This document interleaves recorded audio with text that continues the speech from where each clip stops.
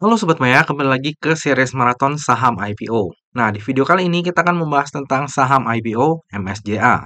Jadi, MSJA ini merupakan perusahaan produsen bahan tekstil non-woven. Dan MSJA ini menjalankan kegiatan usahanya di atas lahan produksi seluas 150.000 meter persegi dengan memperkerjakan lebih dari 700 pekerja dengan sistemnya 4 shift ya. Jadi memungkinkan lini produksinya itu berjalan terus selama 24 jam non-stop.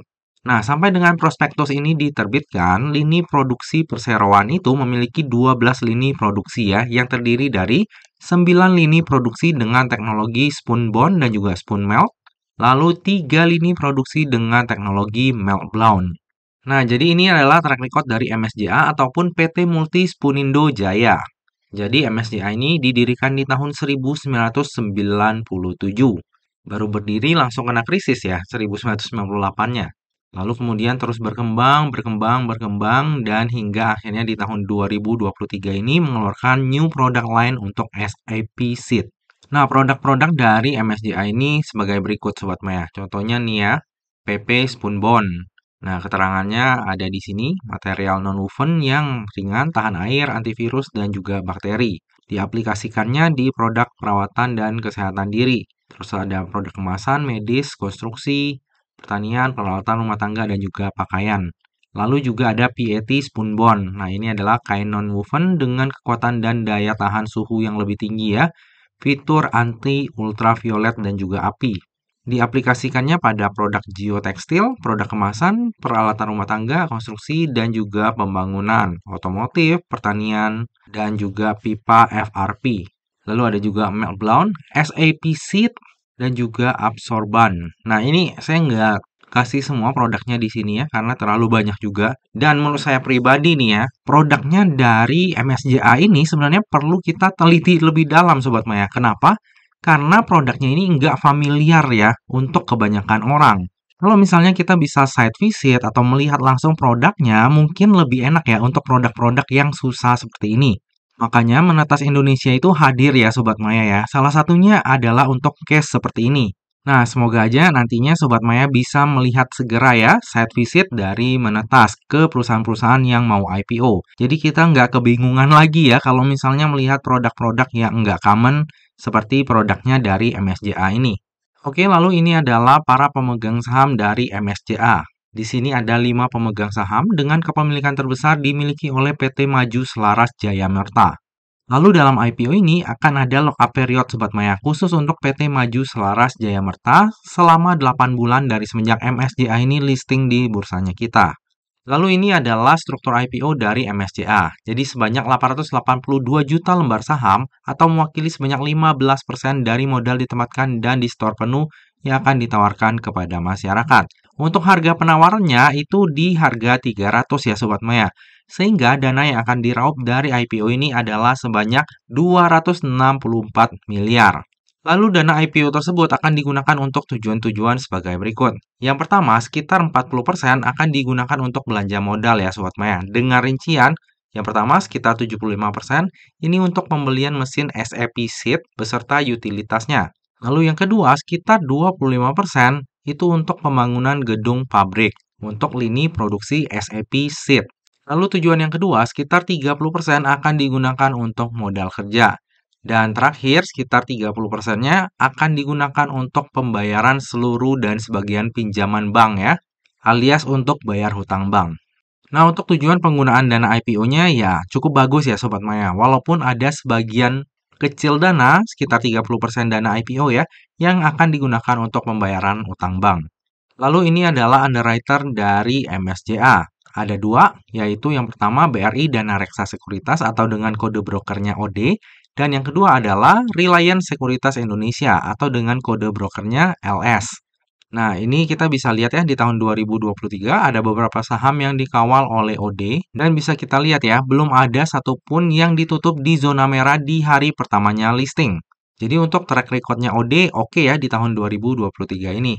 Lalu untuk LS, setahun sekali nih Sobat Maya mengawal saham IPO ya. Di tahun 2021 ada GTSI yang langsung 3 kali ARB. Di tahun 2022 itu ada BUA yang 1 kali arah, tapi setelah itu naik terus-terusan. Dan yang terakhir di tahun 2023 ada Humi yang tutup di hari pertama itu di zona hijau, tapi setelahnya juga naik lumayan tinggi. Nah, dari sisi underwriter, untuk track record OD ataupun LS kayaknya lumayan oke ya untuk akhir-akhir ini. Namun perlu diperhatikan bahwa untuk OD sendiri, ini adalah IPO amount terkecil ya Sobat Maya, cuma 200-an M. Padahal biasanya kalau misalnya OD ini bawa saham IPO, itu rata-rata ya minimal di 300 bio ya. Baru kali ini dia di bawah 300 bio.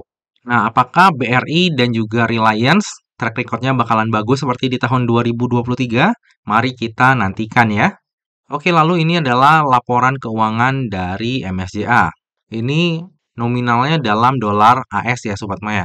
Kalau kita lihat dari sisi ekuitas, ini udah cenderung stabil ya Sobat Maya, enggak terlalu banyak penambahan ataupun pengurangan lagi. Bisa dibilang ya MSCI ini udah perusahaan yang mature. Dan MSCI sendiri ini udah memegang posisi 3 besar di industrinya. Jadi memang oke lah. Lalu bagi Sobat Maya yang concern terhadap daftar efek syariah, jika kita lihat dari sisi rasio hutang dan juga sektor usahanya, maka MSCI ini akan masuk ke dalam daftar efek syariah. Lalu kita lanjut melihat laporan kinerja dari MSCI. Kalau misalnya kita lihat dari sisi penjualan, ini dari tahun 2020 ke tahun 2021 ke tahun 2022 selalu bertumbuh ya Sobat Maya. Namun kalau misalnya kita lihat dari sisi laba bersihnya, justru sebaliknya ya, justru semakin menurun dari tahun ke tahun. Nah, hal ini disebabkan karena salah satunya adalah beban pokok penjualan yang semakin meningkat dari tahun ke tahun. Nah, kalau misalnya hal ini terjadi terus-terusan, maka bisnisnya MSCI ini jadi agak kurang menarik ya Sobat Maya. Karena ya kita kan lihatnya berapa yang dihasilkan nih, bukan berapa omsetnya, tapi berapa laba bersihnya. Kalau misalnya terus menurun ya agak perlu dipertanyakan ya kalau misalnya kita mau keep saham MSCI ini dalam jangka waktu panjang. Takutnya ya nanti harga sahamnya nggak kemana-mana. Kalau misalnya kita lihat di periode yang sama di tahun 2023 dan juga 2022 per 30 Juni, walaupun penjualannya ini sedikit menurun, tapi dari sisi laba bersihnya justru malah mengalami peningkatan ya. Semoga aja peningkatan ini terjadi terus-terusan di masa mendatang Sobat Maya. Karena kalau misalnya kita lihat trennya dari tahun 2020 ke tahun 2022, di mana pendapatannya itu naik tapi laba bersihnya malah turun, nah itu agak kurang bagus. Lalu berikut ini adalah valuasi dari MSCA di harga finalnya ya Sobat Maya, di harga 300. PR-nya itu berada di 15,61 kali dan PBV-nya di 1,4 kali dengan market cap sebesar 1,7 triliun. Secara valuasi, MSCI ini tergolong murah ya Sobat Maya untuk ukuran saham IPO. Sales-nya aja 1 triliun lebih ya. Tapi market cap-nya cuma 1,7 triliun. Jadi dari sisi valuasi, MSCI ini menarik. Nah, Sobat Maya, dari tadi udah banyak hal yang kita bahas, sekarang tiba juga kita ke bagian kesimpulan.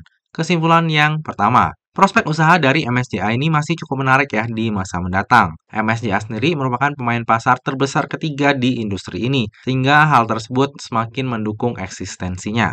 Dari sisi kinerja saat ini, saya pribadi melihatnya kurang memuaskan ya. Walaupun pendapatannya itu selalu naik dari waktu ke waktu, namun laba bersihnya malah terus turun. Nah, ini adalah salah satu hal yang perlu diperhatikan ya jika kita ingin keep saham ini dalam jangka waktu panjang. Kesimpulan yang kedua, valuasi dari MSCI ini cenderung murah ya untuk ukuran saham IPO. Untuk tujuan penggunaan dana IPO-nya bisa dikatakan cukup bagus, walaupun memang ada sekitar 30% dana yang akan dipergunakan untuk pembayaran utang bank. Kesimpulan yang ketiga, dari sisi underwriter lumayan menarik ya. Di tahun 2023, baik OD maupun LS mengawal saham IPO dengan bagus dan nggak ada saham IPO yang ditutup di zona merah. Semoga aja di IPO-nya MSCI ini pun akan seperti itu ya. Kesimpulan yang keempat, nantinya IPO-nya MSCI ini akan berbarengan ya dengan IPO-nya SML. Nah, kalau misalnya cuma dua yang IPO barengan kayak gini, mantaunya lebih enak ya Sobat Maya. Kan kemarin tuh kita takutnya yang barengan IPO tuh banyak ya, misalnya 4 atau 5 langsung kan. Tapi kalau misalnya barengannya dua kayak gini, lebih enak sih mantaunya. Kesimpulan yang terakhir, saya sendiri akan memanfaatkan momentum IPO ini untuk mendulang cuan. Dari sisi valuasi murah, dari sisi underwriter juga oke. Walaupun memang bisnisnya saat ini kurang menarik ya, dan kayaknya lagi agak kurang bagus karena labanya terus turun. Tapi kalau misalnya kita memanfaatkan hari pertama IPO, rasanya masih bisa lah buka di zona hijau Dan ya mungkin dari sisi penjatahannya pun lumayan besar ya Sobat Maya, karena ini dana IPO-nya 200-an miliar. Saya sendiri nggak yakin MSCI ini bisa dibuka di arah ataupun menyentuh harga arah, tapi at least bisa naik 5-10% pun dengan penjatahan yang lumayan menurut saya oke ya. Kalau misalnya dia malah dibawa ke zona merah sebelum sempat jualan, yaitu menurut saya kena apes ya, karena harusnya secara valuasi oke, underwriter oke, momentumnya adalah di IPO-nya MSCI ini. Namun seperti biasa ya Sobat Maya, yang namanya saham, terlebih saham IPO, itu nggak pernah luput dari yang namanya resiko. Jadi bagi Sobat Maya yang mau melakukan order saham IPO MSCA, pastikan Sobat Maya melakukan order sesuai dengan resiko yang siap untuk Sobat Maya tanggung ya. Nah Sobat Maya, demikianlah video pembahasan saham IPO MSCA. Semoga aja video ini dapat bermanfaat bagi Sobat Maya semuanya dan dapat menjadi bahan pertimbangan nih. Apakah nantinya Sobat Maya mau membeli saham IPO MSCA atau enggak? Nah Sobat Maya, demikianlah video kali ini. Akhir kata, jangan lupa untuk selalu jaga kesehatan, jangan lupa untuk selalu bahagia, dan semoga perjalanan investasi kita selalu cuan bareng-bareng ya.